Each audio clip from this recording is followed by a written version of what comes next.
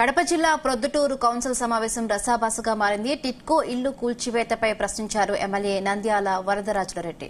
పేదలకు పంచాల్సిన ఇల్లు గత ప్రభుత్వం కూల్చివేసిందని ఆగ్రహం వ్యక్తం చేశారు ఆయన. ప్రభుత్వం జీవో ఇస్తేనే అక్కడ తొలగింపు చర్యలు చేపట్టాలని ఎమ్మెల్యేతో వాదనకు దిగారు వైస్ చైర్మన్ బంగారు మునిరెడ్డి. జగనన్న కాలనీలో పేదలకు 26,000 ఇళ్లు కట్టించామని కౌన్సిలర్ గరిసపాటి లక్ష్మీదేవి వాదించారు. ఎక్కడ కట్టించారో చూపించాలంటూ ప్రశ్నించారు 5వ వార్డు కౌన్సిలర్ వంగనూరు మురళీధర్ రెడ్డి. అధికార ప్రతిపక్ష కౌన్సిలర్ల మధ్య వాగ్వివాదంతో కౌన్సిల్ సమావేశంలో ఉద్రిక్తత తలెత్తింది.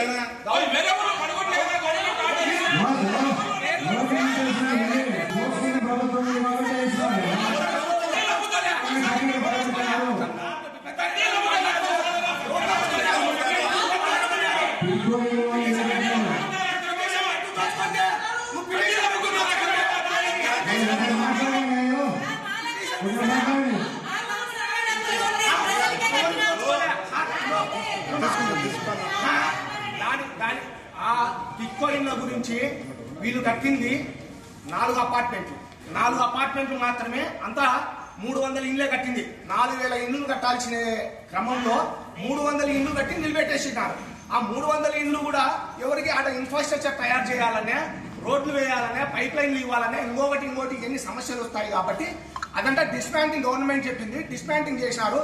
దాన్ని ఫ్లాట్లుగా విభజించి ఇక్కడ ఉండే ప్రొద్దుటూరు నియోజకవర్గంలో ఎవరైతే ఉన్నారో వాళ్ళకు తక్కువ రేటుకు డిప్పు సిస్టమ్ లో ఇచ్చింది. ఎక్కడ దీంట్లో అవినీతి గాని ఇంకోటి ఎక్కడ జరగలే. డిప్పు సిస్టమ్ లో ఇచ్చింది.